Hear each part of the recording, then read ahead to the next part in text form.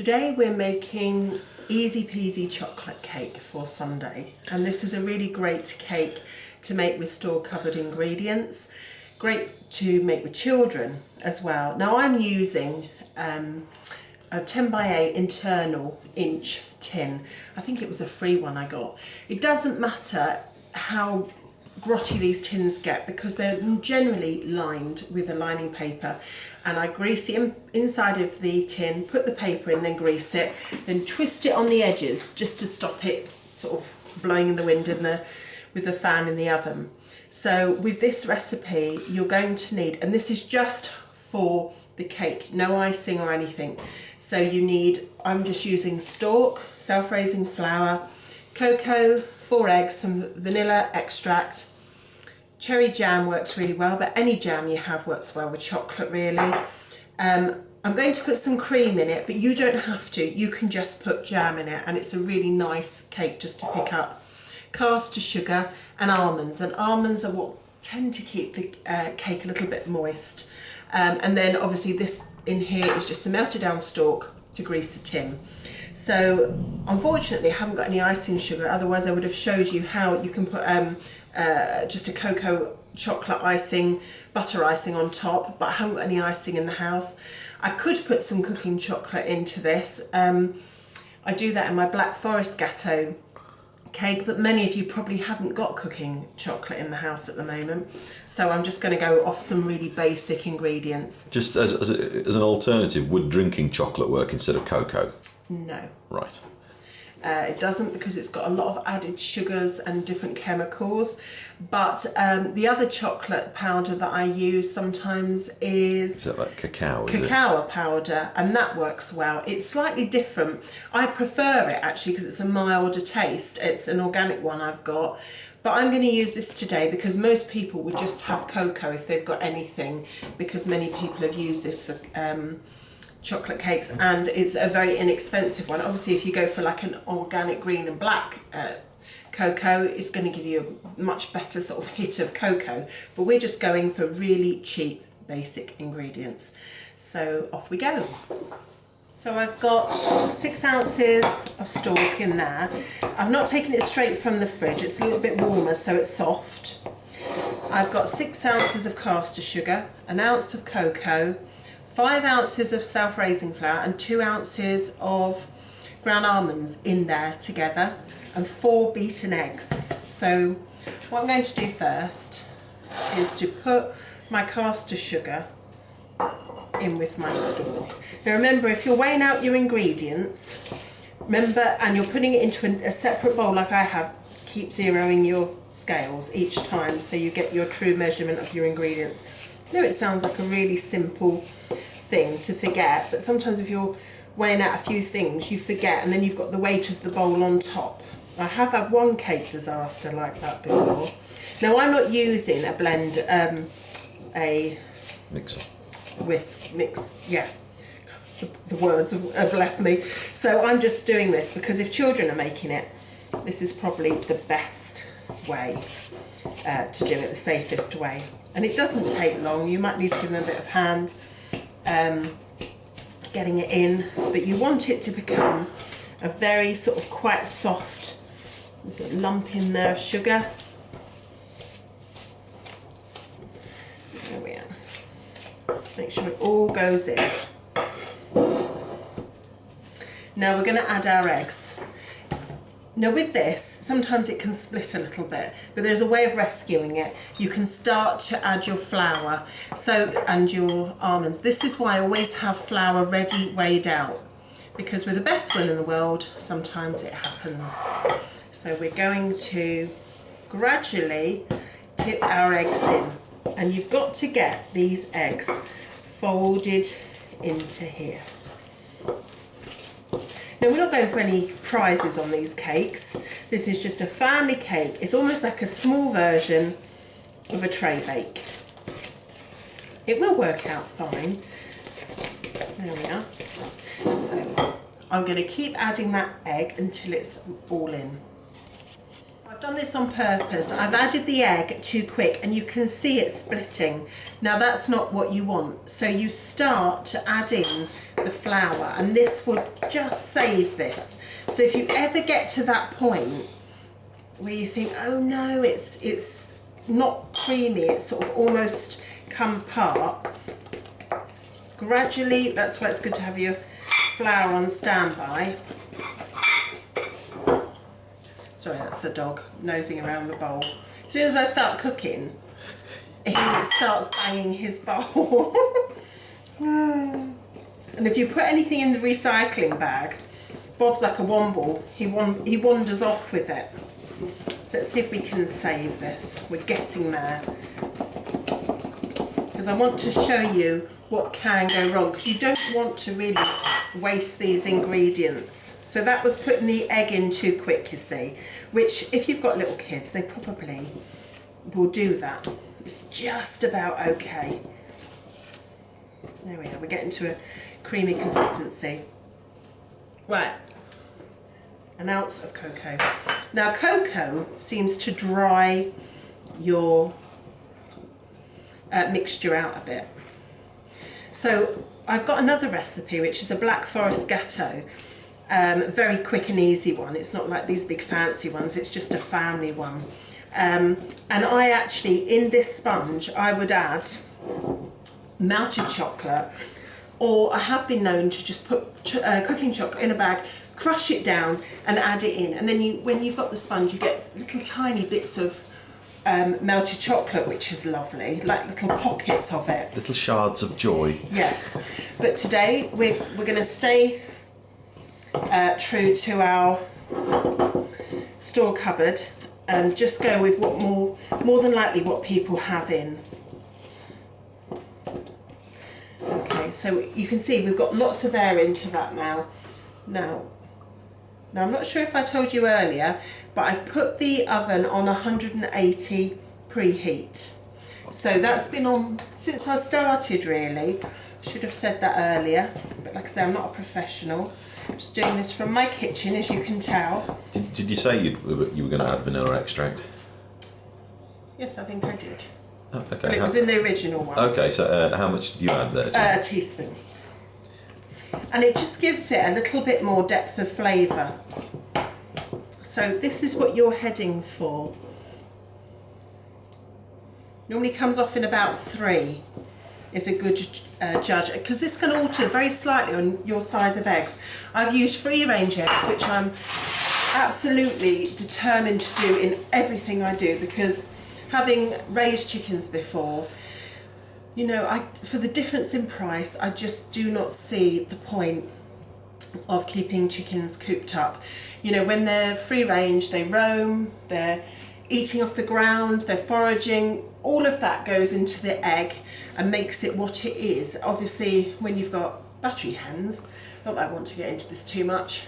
Yeah. It's a What the ethics coming in there? No, it's just it's a horrible life, and chickens just love to flock and roam. So let's keep them doing that as much as we can. And there's some great places, you know, all your local shops will sell free range local eggs, so support them, and also your supermarkets sell them too, and not at a lot of money. So here we go, we've got our mixture, and then using one of these, if you don't have, this is such a great thing to have in the kitchen. I don't even know what it's called. What's this called? Like a spatula? It's like a silicon sort of spreader, really, isn't it? It gets everything out of your bowls. If I was doing this, I know, we're not leaving it. You can have that little tiny bit round there, Dove. Thank you. So very carefully, because you don't want to now knock the air out of your sponge. This is how I do it anyway. Like I say, I'm not a trained chef, I'm just a home cook. Just sharing a little bit of what we do at home. And I decided to start recording these recipes for our son, because he's got into cooking, and occasionally he'll say, "Mum, how do you do this and that?" And I thought, do you know what, for future purposes, I'm going to put them onto a little video, and then they're there. And for my nieces and nephews and things, if they're interested. Very basic recipes. Now you can see here, that's where I haven't mixed in very well. There's a little bit of cocoa there. So, you know, I've missed a little bit. Just rub that in. So get that to every corner. See, there's a spoon to lick. Now that's, no.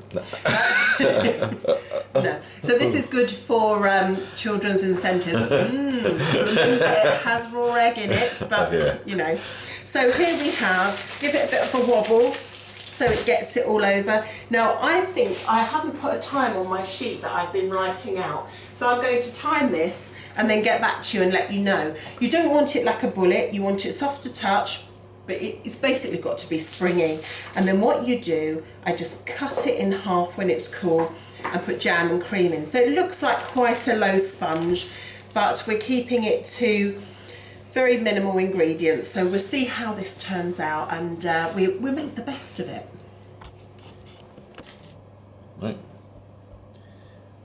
Right, top tip. If you're into your gardening, or you've got into your gardening recently, and you don't want, you've got birds in your gardens and you don't want to put slug pellets down. With all your baking you're doing, many of you are going to be using extra eggs. Keep hold of your eggs, okay? Put them in a pot somewhere, all your eggshells, not your full eggs. And then when you get a good collection of them, don't leave it too long, put them on a baking tray, and when you're cooking something, put them in the oven till they go quite brittle. Then you get a rolling pin, smash them up, which is a nice, take out all your venom on your eggshells, and you can sprinkle them around your leaves in your garden, and it just proves slightly problematic for the slugs and snails, because they don't like going over the prickles. It won't work like this, and this will attract rats. But once they're dried off and all the inners are dry, give them a crumble up, keep them in a bag, like maybe a paper bag, and then pop them round all your seedlings. It's not a complete deterrent, but I tell you what, it doesn't work. It's not a bad way of deterring those slimy creatures in the night that eat all your seedlings. So the cake has now been in for 30 minutes. Just shut the door of the oven and switch that off. So you can see here, I'm going to poke it with my finger because I like poking. It's just springy on the top. There we are. So a few little air bits there, but you know, that's the way it goes. It's fine. You just see where they've popped up. I'm going to leave this on here to cool. Now you can take this for quicker, if you want it to cool a bit quicker. I just get another cake stand. Remember, this is very hot, especially if you've got children. Now watch what happens. Oh, this isn't actually too bad. So if you pull this like this, it won't wrinkle too much in the middle. Take that out. Remember to use your tea towel. And we're going to now you can see it's not overly deep, this. It's quite a shallow cake. So by the time that's got jam and cream in, it will bring it up. And then what I tend to do is just cut it into, you know, maybe a third, so you get like a little oblong piece, which is just enough with a cup of tea on a Sunday, a little treat. If you decide to ice it, you could put, you know, with like a chocolate icing, chocolate buttons on, make it very pretty. Like I say, I'm out of icing sugar. So when I'm coming to fill that, I'll come back. Bob's having a quick look in. Not with our grotty skirting boards. Can't see it. Bob's so big he's blanking it out. Don't put that in there. There's loads of crap all over the floor. Okay, where's my pinny? Get my pinny. So I've taken the baking paper off the back of our sponge. You can see it's quite slim. So what we're going to do is, I've got a serrated knife. If you can hear groaning in the background, it's Bob. It's because I have a knife and he loves cutlery. It's a long story. Bob's our dog, by the way. Right, so I'm just cutting through. It doesn't matter how perfect this is. I know I shouldn't be saying this, but you know, this, I'm trying to do this so fairly quickly. So I'm going to move that over, and then I'm going to, now you can see, that's all right. I don't know what that is. Something's not quite, I've not mixed that in, but that doesn't matter. And that, as you can see, that's a bit humpy, that's a bit low. doesn't matter, it's for us. And the stomach, as we keep saying, has no eyes. Now I've put 300 mils of double cream in here, hand blender. I can't tell you how much I use this in the kitchen. So I'm now going to whip it. Whip it good. And spray most of the kitchen as well at the same time. And make sure you haven't got any water. Make sure it's a very clean bowl, because for some reason it stops it whipping. So if you're rinsing out your bowl, make sure it's well dried. I don't know why that is, it's probably a chemical thing.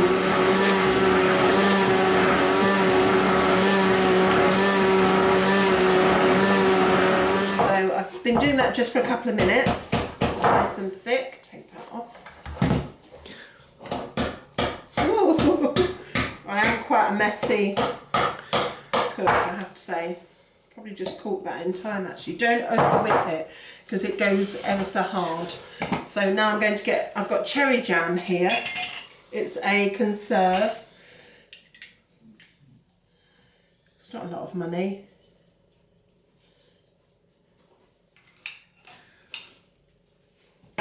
So it's probably just under half a jar. There we go. Get it to the edge so whoever gets the edge bits doesn't miss out on the jam. Doesn't matter if some comes out. We find cherry goes really well. I have to say this sponge smells beautifully and chocolatey. Beautiful and chocolatey. There we go. Put that on there. Right into the edges. Now you can, if you're doing Black Forest Gâteau, you can sprinkle some kirsch on there, and you could do that with this recipe if you wanted to make this have a little bit more of an alcoholic taste, even though it's just an easy sponge recipe. But obviously this is for kids, so, well, for family. So I'm going to pop that on there. Now I think I've just over whipped that a little bit. Sometimes, you know, we've just got to go with what we've got. It'll be okay.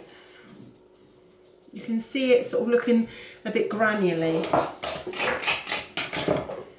Doesn't matter that all this jam's going in because it's only going to get crushed in with it anyway, so don't worry too much about that. You could have put it on the other one, couldn't you? It's just easier to put this one back on without yes. Yeah. So yeah, put it all. Now somewhere my spatula, because I've been doing a lot of baking today, I think it's in the dishwasher. No, so. I can see it. Oh yeah, that's good. So we just go around like so.